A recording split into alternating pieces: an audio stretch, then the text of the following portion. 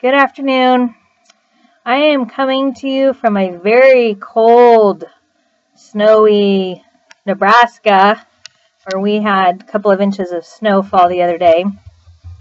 And today I'm kind of reminded of a word that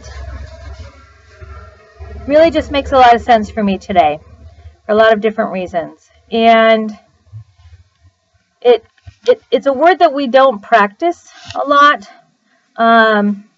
And yet it's a word that sometimes can provide us a lot of comfort and a lot of time and patience when things seems to be running crazy, whether it's in our heads or our hearts.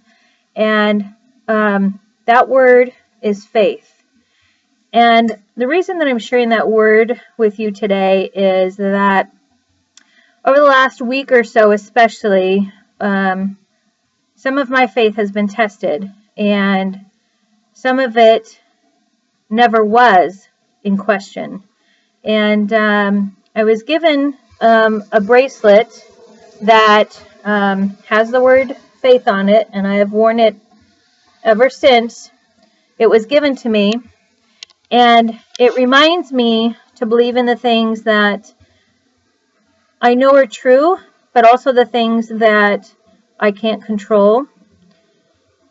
And when I have faith in things working out the way that they are supposed to because of a much bigger plan, a much bigger purpose, then my heart sometimes is quieted in the chaos and all of the craziness that's going on in my head and everything that I'm feeling.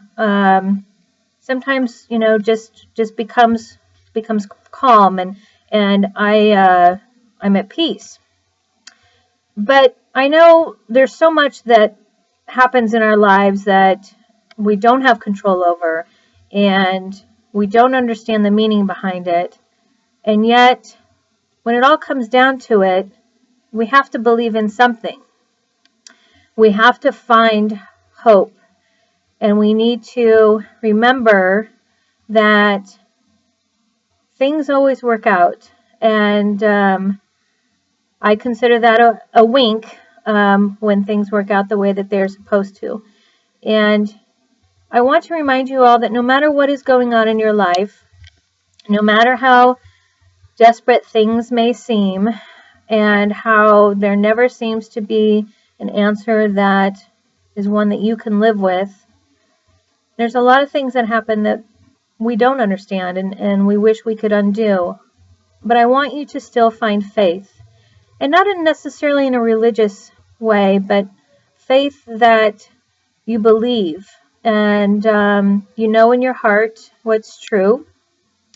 And you know what isn't true. And in order for us to be our best selves and to live the way that we are meant to live, then we have to have faith. We have to believe.